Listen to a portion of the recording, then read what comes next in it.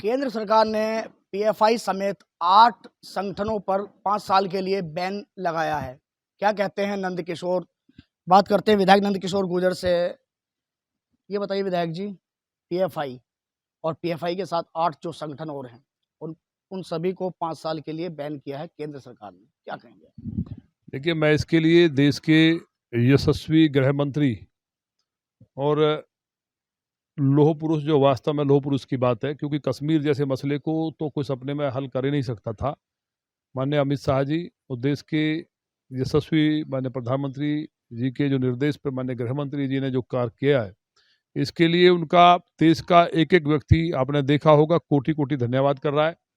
जनता त्रस्त थी जिस तरह से पीएफआई के रूप में कभी किसी दूसरे संगठन के बना करके, और जो देश के अंदर जो आतंकवादियों से मिलकर, जो विदेशी ताकतें हैं, जो कट्टरपंथी मुल्क हैं, जो आतंकवाद को बढ़ाते हैं, उनसे मिलकर के जिस तरह देश के अंदर लगातार विस्फोट करना और जो राष्ट्र विरोधी गतिविधियां इनकी मिली, बवाल कराना लोगों में घुस करके, उस पर पूर्ण रूप से प्रतिबंध लगेगा। और हमें उम्मीद है कि 5 साल के अंदर इनको नेस्तनाबूद करने का काम भी केंद्र सरकार करेगी। नेस्तनाबूद की बात की आपने, तो नेस्तनाबूद क्यों, आखिर क्यों ऐसा क्यों कह रहे हैं आप कि नेस्तनाबूद ही कर दिया जाएगा? देखिए, वो करना की जरूरत है। कोई भी राष्ट्र विरोधी गतिविधियां, चाहे पीएफआई हो, चाहे एसआई हो, चाहे हिजबुल मुजाहिदीन हो, कोई भी आतंकी संगठन है, और या उनके साथ मिलकर के जो फंडिंग विदेशों से होती है, वो कोई भी हो, क्या वो रहना चाहिए? नेस्तनाबूद होना ही चाहिए। ये वास्तव में कोई छोटी बात नहीं है। जिस तरह से देश के अंदर जो लगातार आज राष्ट्रवाद जो नौजवानों के अंदर, चाहे किसी धर्म या जाति के लोग हैं, जो भारत को भारत माता मानते हैं, वंदे मातरम, आपने देखा नहीं कि किस तरह से एक एक घर पे तिरंगा लगा? ये उसी का परिणाम है कि आज देश के अंदर जिस तरह से पीएफआई को बैन किया है। पहली सरकारें पीएफआई को बैन करने की बात तो दूर, आतंकवादियों को रिहा करने की बात करती थी। उनके रिहा कराने के लिए आदेश करते थे, माननीय न्यायालय को रोकना पड़ता था। तो ये जो विश्वगुरु बनने की तरफ भारत बढ़ रहा है, उसमें भी एक मील का पत्थर साबित होगा।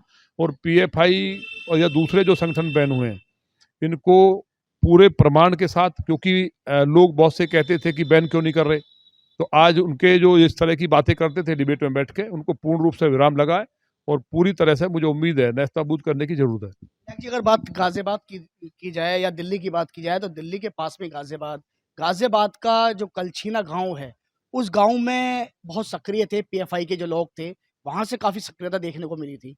तो क्या गाजियाबाद में भी इनका जाल, मकड़ जाल जो है यहाँ फैला हुआ था? या मेरठ की बात करें, शामली की बात करें, मुजफ्फरनगर की बात करें, बुलंदशहर की बात करें, तो हर जगह देखने को मिला। तो उत्तर प्रदेश की बात करें, क्योंकि आप गाजियाबाद से विधायक हैं, तो खासकर क्यों गाजियाबाद पुलिस भी इन पर पहले से भी निगरानी रखता होगा, पहले से भी आपने आवाज़ भी उठाई है? देखिए, मैं लगातार, मेरी जो विधानसभा लौनी है, लौनी के अंदर भी पार्लियामेंट पे जो जिन्होंने हमला किया वो आतंकवादी पकड़े गए, उससे पहले भी आतंकी पकड़े गए हैं। और ये केवल कलछीना नहीं है, पूरा पश्चिमी उत्तर प्रदेश और दिल्ली के अंदर भी, दिल्ली के अंदर आज भी जिस तरह के आम आदमी पार्टी के 2 विधायक लगातार बांग्लादेशियों को, रोहिंग्याओं को लेकर के ट्रेन से भर भर के दिल्ली में ला रहे हैं, और दिल्ली में जगह नहीं मिली तो लौनी में, साहिबाबाद में, नोएडा, फरीदाबाद में बसाने का काम कर रहे हैं।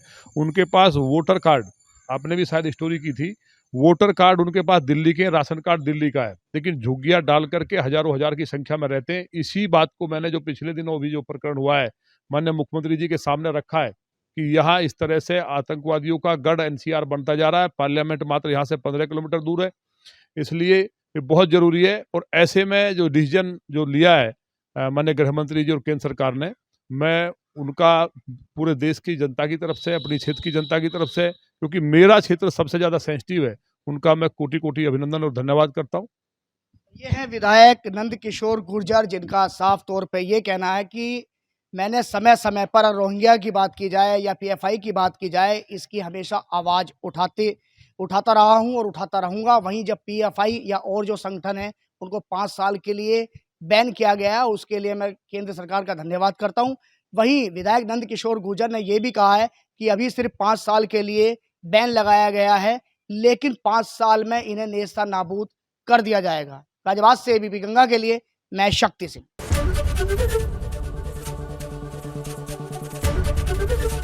एबीपी गंगा, खबर आपकी, जुबान आपकी।